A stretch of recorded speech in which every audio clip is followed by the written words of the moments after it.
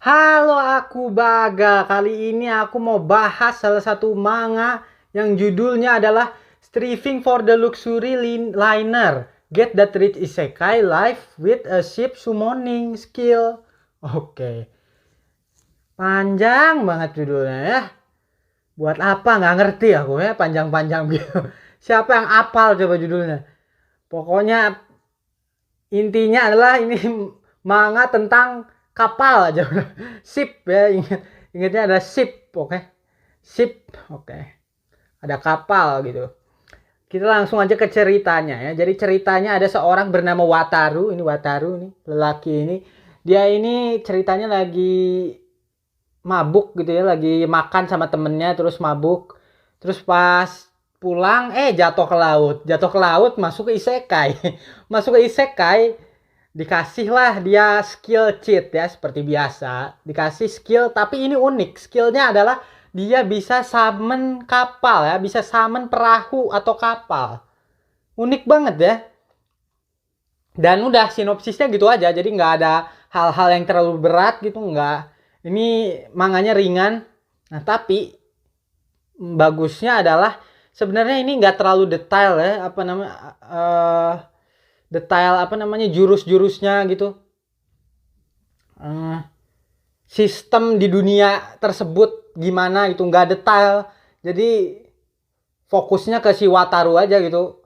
Tapi untungnya kerasa banget perkembangan karakternya, itu yang aku suka. Aku tuh ya apa namanya, suka kalau manga yang karakter utamanya tuh berkembang gitu. Entah sifatnya atau statusnya atau kekuatannya, yang penting berkembang aja. Jadinya menarik aja gitu kalau berkembangnya, nggak ngeselin gitu. Kalau mandet terus tuh kayaknya bosenin, ngeselin. Tapi kalau ini dianya berkembang gitu. Awalnya bisa summon perahu, terus habis itu perahu karet, habis itu naik level lagi bisa summon kapal ini, apa namanya, kapal apa ya, kapal jet itu yang pakai mesin. Terus habis itu naik lagi kapal yang lebih gede lagi gitu. Jadinya ada perkembangan. Nah di manga ini walaupun dunianya nggak detail ya, nggak detail dijelasin gimana apa namanya, negaranya kenapa gitu, nggak dijelasin.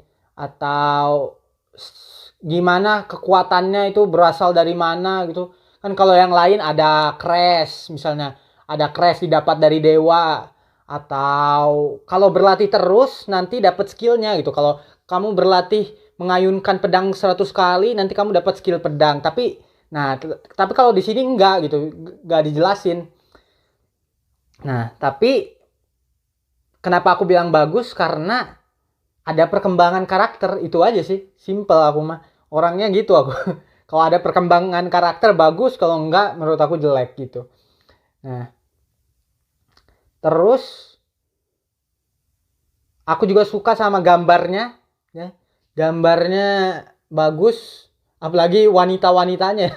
Ini kayaknya apa, yang bikin manganya ini ya sangat bernafsu ya. Wanita-wanitanya banyak dan cantik-cantik ya, bisa dilihat tuh.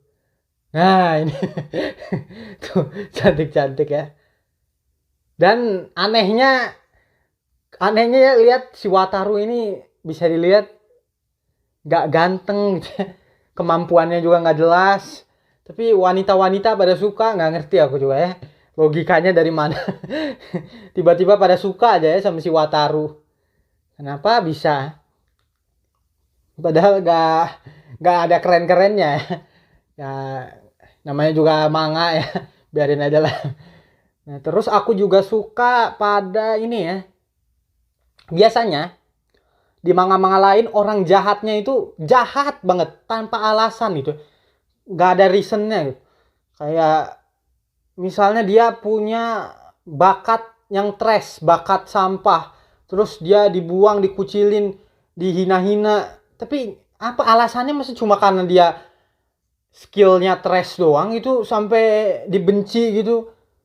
Jahatnya tuh jahat apa ya, kayak nggak ada reasonnya gitu, jahatnya kayak hitam banget gitu. Tapi kalau manga ini enggak gitu.